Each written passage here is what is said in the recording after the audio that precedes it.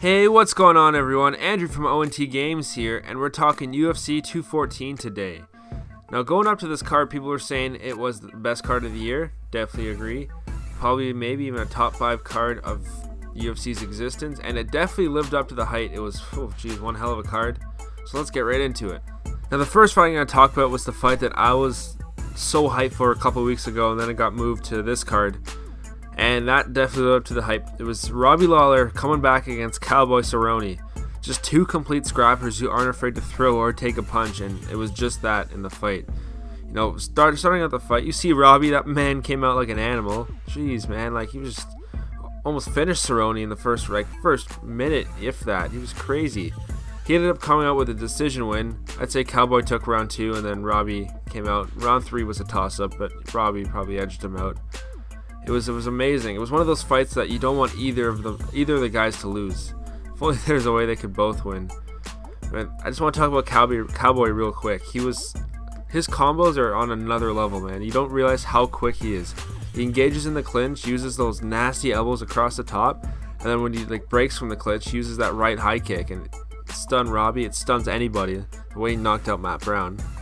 But yeah, unbelievable fight, and looking forward to what's next for both these fighters going forward.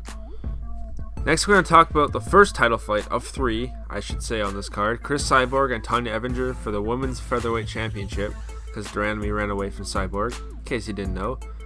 And I was all pumped up to make a good joke about the only good thing about Evinger in this fight was her coming out to Phil Collins in the air tonight. But you don't want to say she held her own, but she made it 3 rounds without dying from Cyborg.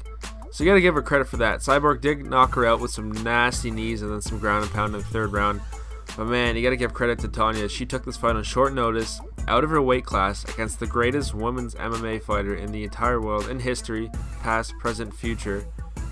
She could probably beat up half the men's roster too. And she survived 2.5 rounds. Gotta give her credit for that. Good for her. If she can survive 2.5 rounds with Cyborg, she can do a lot in the 135 division, I think. So it'll be interesting to see what's next for her. But I'm happy to see Cyborg, after all these years, finally get a belt. And I don't know what's next for her either, because there's not really a 145 division. There's just a title. I guess the Megan Anderson's still around. Maybe Holly Holm, who knows. But good for Cyborg. Happy for her. Now the next fight was for the Welterweight Championship. Tyron Woodley and Damian Maia. And this fight pretty much played out how everyone expected, and not entertaining whatsoever to the common eye. Anyways, this was really just a chess match.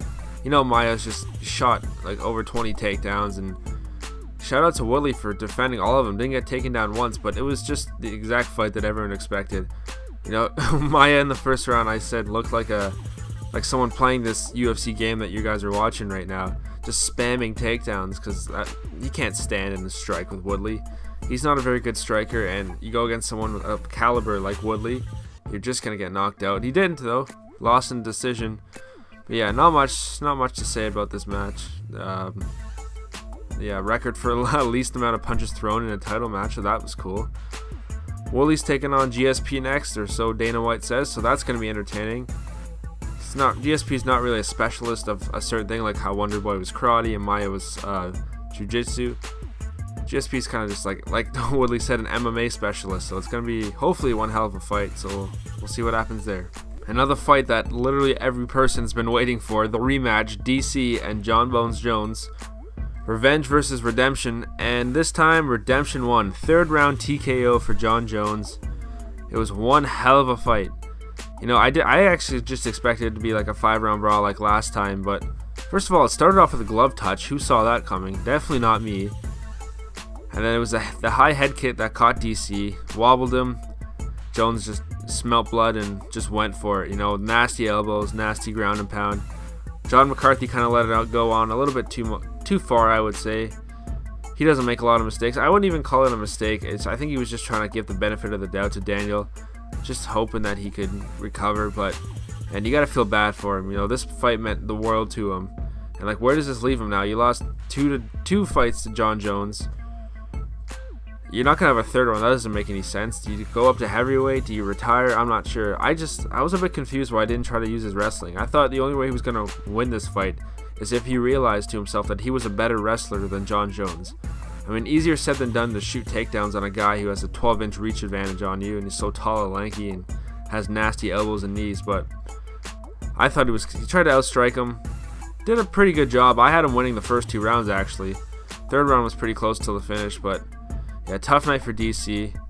Good night for Jon Jones. Happy to see him back on track. He had nothing but good things to say about DC after the fight, which, you know, made me pretty happy. And then man gets on the mic and calls out Brock Lesnar. Check the replay on that. Called out Brock Lesnar. Guy wants to get taken to Suplex City. No, Jones would destroy Lesnar in that fight. The only thing with that is Lesnar is still suspended for, I don't know, for who knows what's going on. Guy broke so many rules, like coming back.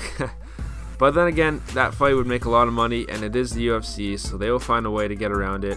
Hopefully we get to see Jon Jones, Brock Lesnar. If not, Alexander Gustafsson too. Has to happen. Nobody else. Thanks a lot for watching. If you enjoyed, drop a like and hit that subscribe button if you're new, and we'll see you in the next video.